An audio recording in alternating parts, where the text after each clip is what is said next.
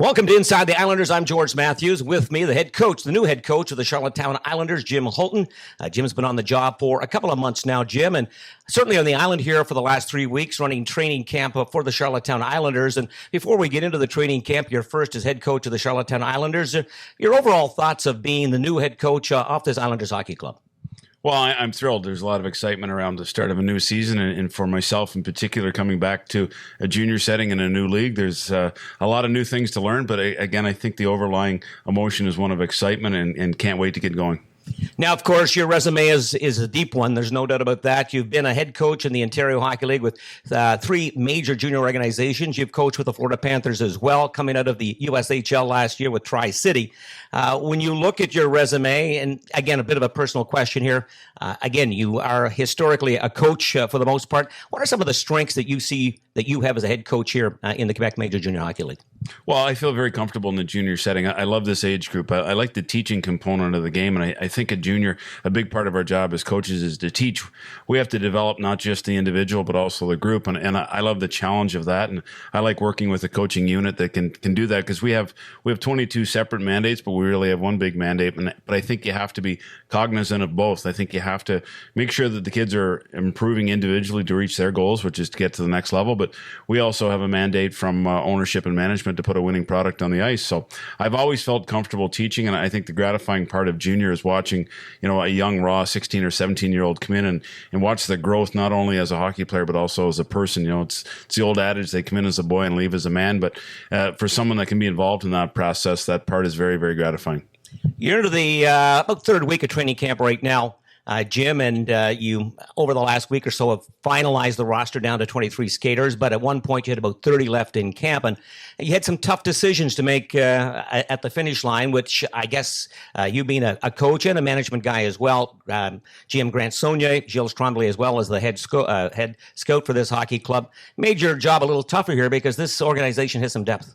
Well, it did, and I guess they're nice problems, but problems nonetheless. And it's never easy to let young men go, but we're hoping that, in particular, a lot of our last releases were kids that are going to be part of this organization moving forward. And I think it speaks to the job that Grant and Gilles have done, kind of stockpiling talent in the organization. And I think we all know that first and foremost, to have a competitive winning club, you have to have talent. And there was a lot of that on the ice. Now, I was extremely impressed. Again, being the new kid on the block, I wasn't quite sure what to expect, but a lot of difficult decisions on our final ones, in particular looking at kind of our last forward spot and our last defense spot. But that's what you want. It's much easier to have these difficult decisions than easy ones with less talent.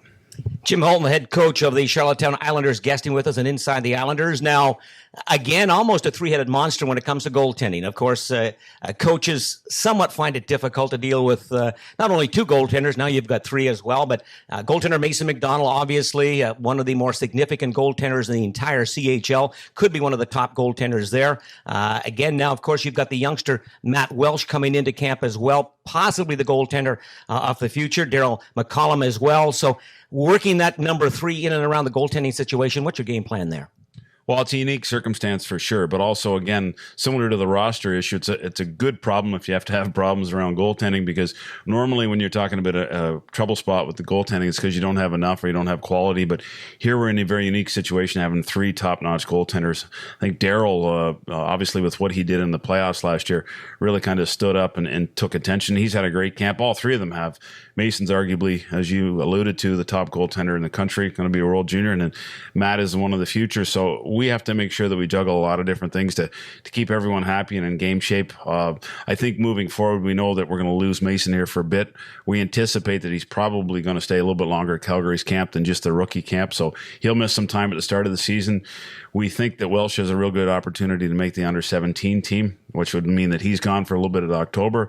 And then the obvious one is that Mason is, in all likelihood, going to make the World Junior team and be gone for a big chunk at Christmas. So a lot of juggling going on. But again, as a coach, I'd rather have it this way than the other way. Certainly a nice problem to have when you've got that quality goaltending come playoff time for sure. But now looking at your blue line, Dexter Weber's the 20-year-old there, but you had 3 17-year-olds last year turning 18 this year. You've got Deshaun Thompson as well as Henley all back there developing their careers at 18 years of age. Those guys are young but yet experienced. Well, they are. And I think those three guys in particular, if you look at that unit, I think that's going to be one of the keys to our success is how have they developed? How have they seasoned? Can they use that playoff experience from last year and kind of the trial by fire last year to make them that much better and kind of speed up that progress that it takes? Because when I look at the blue line, I think committee. I'm not thinking we don't have the one or two guys that jumps off the page at you, but I like the collective strength of the group back there. And I think those guys in particular, I like the way they've carried themselves. When you look at 18-year-olds, I think they're carrying themselves with an experience that and the confidence that comes with experience. So very happy with that unit. I think we have a ton of depth back there, and I think it's quietly a unit that's going to impress a lot of people. Special project, of course. I think he's 6'7" thereabouts. Andrew Smith drafted in the second round last year of the draft of 2014. But boys, I'll tell you what, he's got pro size. Well, he really does. The one thing, it's the old adage, you can't teach size, and you can't miss Smitty when you see him in the rink. He's a terrific kid. He's a very, very quiet kid, just comes to work hard every day. And I think, again, because we have such a strength, I keep using the word committee, but the group ahead of him with the experienced, add David Como, who's had a little bit of a taste of the league here. We've got at least 5 guys that have experience in the league, so that allows us not to put too much on both Como and Smith's plate and let them develop at the pace they need to be and kind of protect them some within the game. So to have that luxury of the 5 veterans, I think will really help the development. And I think the other thing is those kids, as we talked about with the 3 17-year-olds getting a ton of ice time last year, they're going to be an extension of the coaching staff, and really they'll probably be the biggest benefactors to helping Smitty along the way. That's the blue line. That's goaltending up front. It's got to bring a smile to your face when you have 107 goals coming back just off of one combination. You've got Sprong, Shalapik, and as well Goulet. And as I said, 107 goals amongst those 3. On the games on the line, it's nice to be able to pull those guys off the bench and on the ice. Well, it certainly is, because the hardest thing in this game is trying to manufacture offense, and it takes a ton of natural ability to score goals, and we have 3 guys that it comes natural to. And when you're looking at returning 3 guys with 30-plus goals, that's a great place to start off. And I think if we can just add a little bit of structure to our game to make sure that we don't have to get into a 7-5 hockey game, I think that'd be a good shape. But I think aside from those 3, what it does is it also allows us to play a big matchup game, because we can mix and match a number of things, because we're also forgetting that a kid like Cooper was darn near a 30-goal scorer a couple years ago in this league. And, I look at a lot of depth in our lineup, and I think that's the key word throughout. We talked about our back end having 5-6 guys that could play. Well, we're looking at going 3 lines deep that can provide offense this year. And that's a key, again, for a head coach to be able to, obviously if one line's not going, you can spread the offense around, but you get Cameron Kiley, Brad Kennedy, those types of players, Oliver Cooper, you mentioned as well. That's all depth to the organization. Well, it certainly is. And then you look at some of our young kids, like Boudria has come in and been very impressive early in camp, and he looks like he's got a natural flair for offense as well. So I don't think scoring is going to be a difficult spot for us this year. And again, I'm excited because there's a lot of different combinations that we can throw. And I think from a fan base, you're going to see, I'm not necessarily going to be set on lines, because I think we can attack in a number of different ways this year, and that becomes enjoyable when you got those weapons to use. Boudria, you talked about as well. Carl Gervais as well, another guy that is on this roster right now. Both those guys suffered injuries last year. Perhaps were drafted a little bit lower in the draft than even they perhaps might have expected. A bit of a fines, I think, for both teams at both those draft positions, both those players. But they're nice to have as well. Well, they really are, and sometimes you get lucky in those situations, and it's an educated gamble.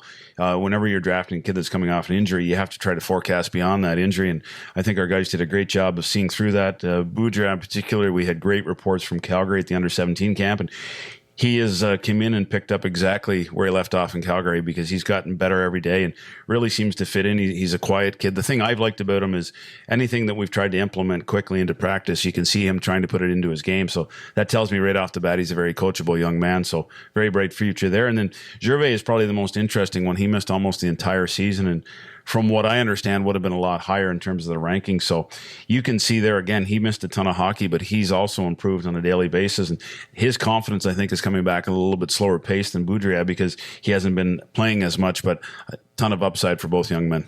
Jim Hulton, the head coach of the Charlottetown Islanders. You can tell by the energy level here in this discussion, he's excited and all ready to go for this season of 2015 and 16. For Inside the Islanders, I'm George Matthews.